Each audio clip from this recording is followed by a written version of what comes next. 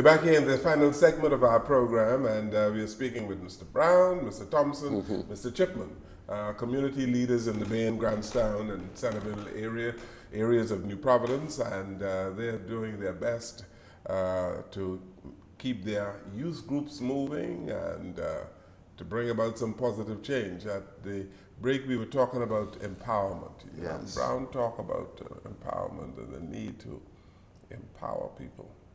You are empowered, aren't you? And you are empowering people, aren't you?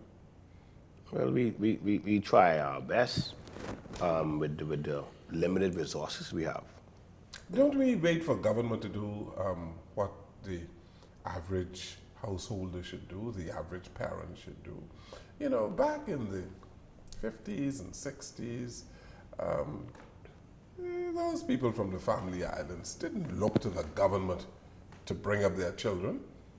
They brought up their children.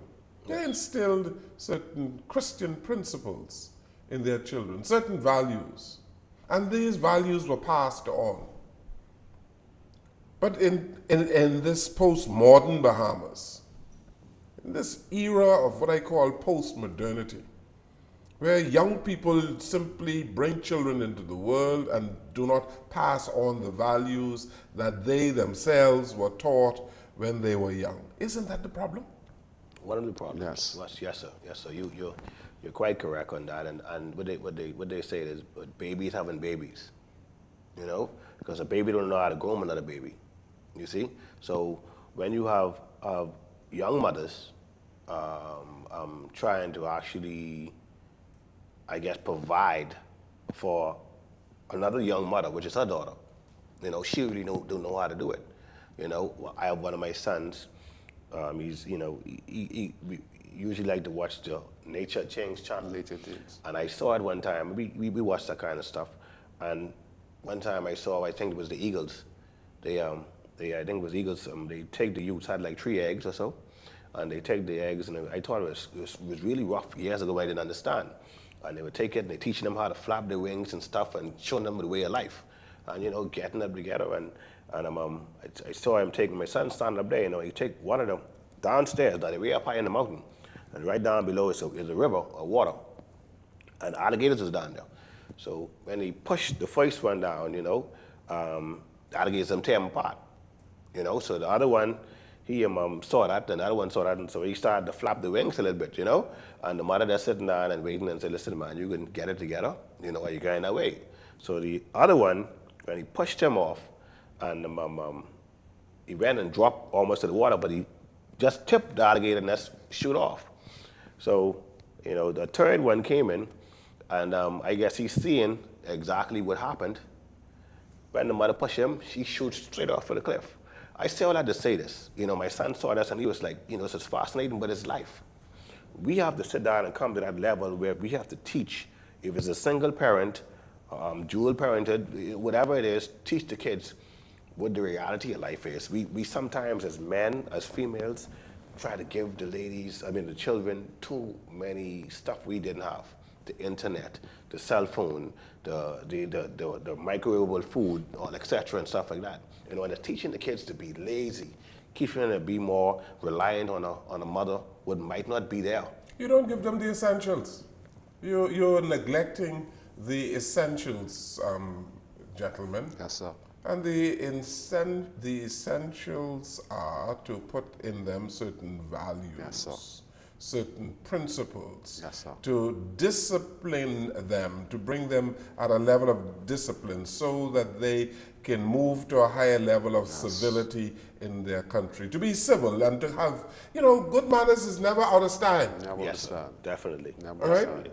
And we have a whole lot of ill-mannered young people in these communities. Yes, sir.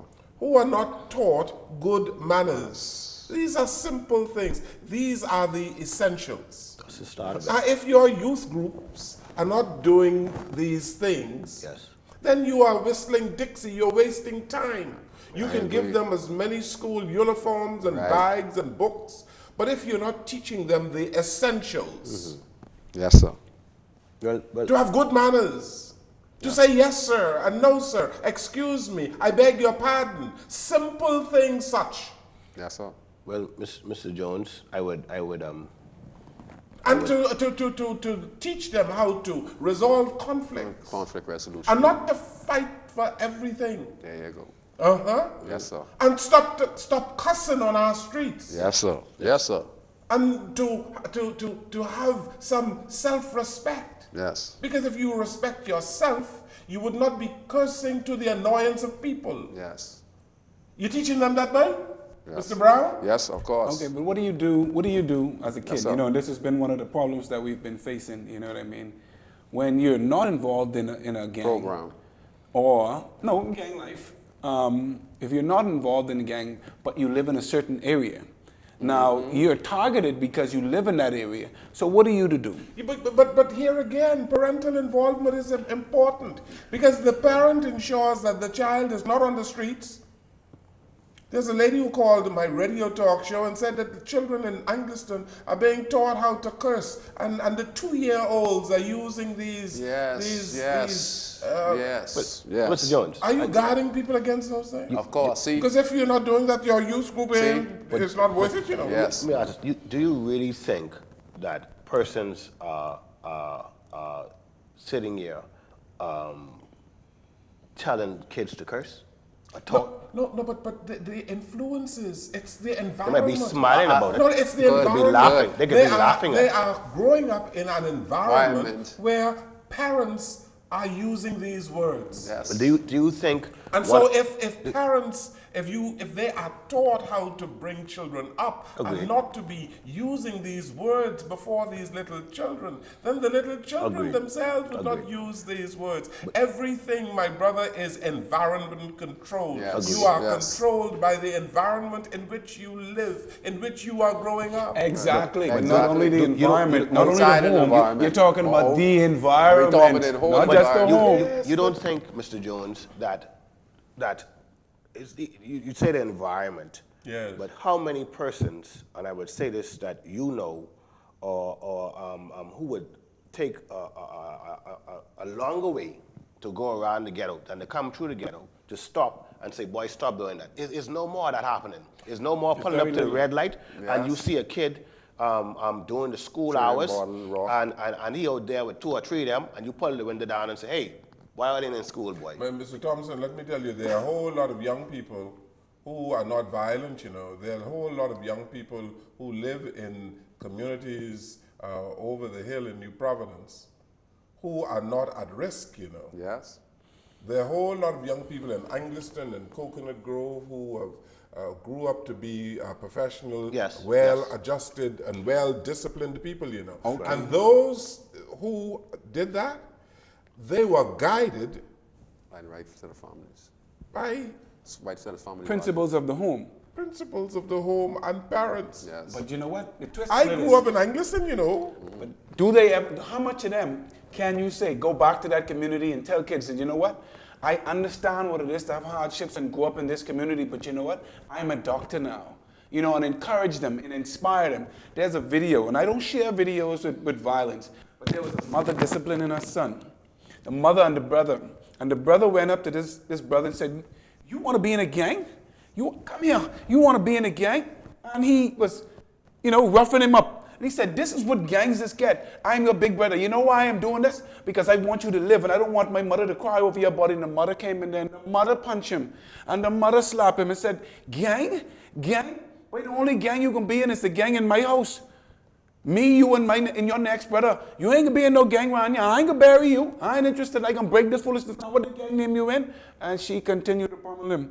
And I shared that video for the mere fact that a mother was taking charge of her child and not allowing her child to. Yeah, but that too is not the right way to be Well, violent with children. But you gotta speak their language. Because violence begets violence. Yeah, that's but true. there's a way to teach children how not to be violent. Yes. And you don't teach children not to be violent by punching them up. Right. I agree. I agree. Agreed. It's agreed. I agree. It's agreed. And so we need some parenting classes all over these communities Yes. That's to what- teach people how to parent. That's why the community centers are so important. That's why the churches are so important. and community leaders are so important. These are the key elements I always talk about because these are the things we're lacking in our lives. Yes. You understand, sir? So you're actually 100% right. And when you talk about the environment, you talk about the parents in the home and how they need to train their kids. But there's also that environment outside that kids reside in. There are many kids in Angliston Indeed. who don't be in problem. But what about when they get killed innocently off a square away shot fired by that young boy who is a problem for the community? So you don't have to do nobody nothing, but you live in the community that other guys are involved in criminal offense. You're just going to the store. You know, your mom saying you're a good A student, B student, going to the store, but you live in this community that these guys reside in. Shots fired, shots missed the intended target, hit an innocent boy. Young boy is dead. Agreed.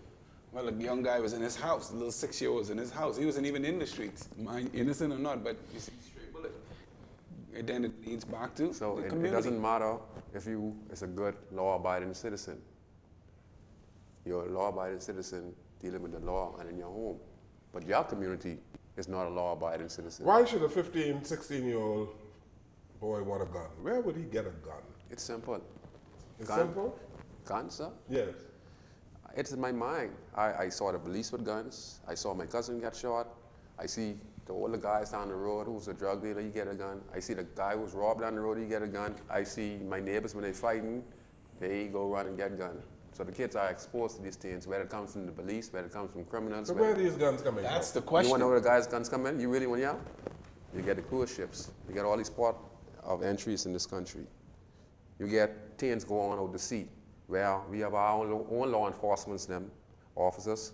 They intercept yachts where they are 15, 9mm. They take it for their personal use. You get people who want big business in the country, who have these containers coming in the country that custom don't search because you're a special privileged person. You're searching me on the streets as a young man for firearms, but you're not going to search in the container with has 500 firearms in it. No, they ain't gonna search you. You're going to search. You're going to search the Lord of Life key. No. The ports. Are you going to send your Royal Bahamas Police Force to go in the yard with a spark up out there? It's a selected process because we were out fishing one day on a boat. An inspector, a sergeant, myself, his son, and defense force was all over us. 5 white Bahamians passed in a boat, a little bit bigger than us, and they didn't even bother to look at them. You know what I mean? So, you know, where's the balance? Where's you know the what balance? I mean? Who do we law or who do we govern with our laws? We get all these ships and come to the Bahamas. Even law coming in. enforcement. Mr. Jones, you don't search these boats. They park up in the docks. These people come here to make money. So when they come here, they're going to sell it to a Bahamian person who is desperate in need because why again? He's the person who into the criminal elements. So his way of him making money is for him to be thinking criminality. He knows a gun costs $1,500. He knows if he sells 5 guns, he knows he make close to $10,000 or more. You understand, sir? So it's a business, just like any business. Yeah. Like our Coca-Cola is a business, it's no difference. It's just that we have to change the mindset of a young person who wants to buy and sell guns to come back and harm his own. It's just a mindset change. But all points hits to this. We don't search our visitors who come to our shores on these ships, cruise yachts. We don't search the ports that these containers coming in the country. You pay off the custom officers, and they don't search. But in that container port, there's hundreds of guns coming in. Listen, man. Gun will be on that table. And the gun ain't doing nobody nothing, you know. Yes, sir. You need to have the mind to pick up that gun and to use that gun. Why would a 15, 16-year-old have in their head that they need to have a gun? It's the environment. It's power. Oh, It's power. environment. It's the environment. Again, the environment. environment. Yes, So yes, we it's need to show our 15, 16-year-olds that they don't need a gun. Yes, sir. And if they see a gun, Run away they from should it. turn it in. Yes. They should call the authorities. Yes, yes. And that part is going to be the most difficult thing because ain't much person, young person is going to report someone with a gun because the relationship. There are a lot with of the police- crimes are good. The knifing going on. Yeah, all kind The of stuff. knife is right there in the kitchen, And the knife is for a particular reason. They use Why would you need to put the knife in your clothes or in your bag and take it out on the streets? Or to school. Or to school? Protection. Once again, you may not be a part of a gang, but some people protect themselves. You know. Yeah, but you need to disabuse your young men in your community. And they don't need to have a gun. Yes. They can report things that they see out of order. Yes. Or they don't need to have a butcher knife in their bag Mr. Jones, going to school. For many years, the system, they needed to know your name, they needed to know who you were. This is, you reporting something, they needed to know your name, your address, your number, and all these things. And the person you're reporting it to know the person who you're reporting, and then they turn around and they give that information back to the person, and then you're in trouble for trying to help. It's a cycle. The cycle is crazy. We ain't breaking the cycle. You know, it's like reporting the police for police brutality. His friend, you're reporting that to, saying, wait, Brown, listen, this what's going on, your name, and that stops there. It's a cycle that we live in. We can still, our best job is to continue fighting. We may not achieve the ultimate, but if we could achieve one child at a time, we're achieving something great. Very good. Yes. Yeah. Thank you. Chief, well, before we go, I'd like to send a special shout out to Ms. Ferguson and Mr. Nesbitt from the Over the Hill Initiative that is right now working along with us and trying to achieve the ultimate by empowering people in the community, by empowering us.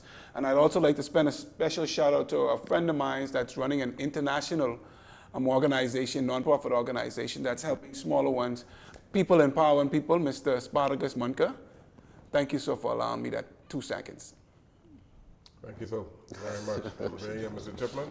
Mr. Thompson? We'd like to interject on the 31st of this very month, we're going to do the give back. And the give back is not only, like I wanted to inject earlier, it's not only giving bags and clothes, etc., but we invite counselors and persons like-minded ourselves, where we speak to young people and we bring their families in. So if we got like 100 young guys, that's like and they bring their mother, father, whatever it is, we'll be able to speak to them. On East Street and Gibbs Corner, right on the corner there, we have a hot shop on the corner, but it's right on the corner, right across from the Penny Saving Barber. Okay. So we're going to close that area off a little bit, like not really, but it's going to pass through. But we have kids coming in. We're going to have bouncing castles, books. We always give textbooks. On the 31st of August? 31st of August from 3 to 5. Okay. So all of the youth groups coming together? Yes, everyone is going to be there. We have counselors come in, we have pastors be involved, so they can be able to speak to what you spoke about. Mind change and, you know, changing the set of mind. Violence is not the key. We have persons like, you know, Carlos Reed, Eric Fox, pastors coming from different churches, and we involve them together to be able to speak to the minds of the youth, females, males, and their parents, to be able to say, okay, fine, let's change your environment. Very good. Thank you so very much, Mr. Brown, Valentino Brown. Yes. I just Omar like Thompson, thank you. Thank you, Shyan Chipman. Thank you for being here today. Thank you, Mr. Jones, for having us. Good. Thank you for watching and listening to our program. Good evening, everyone.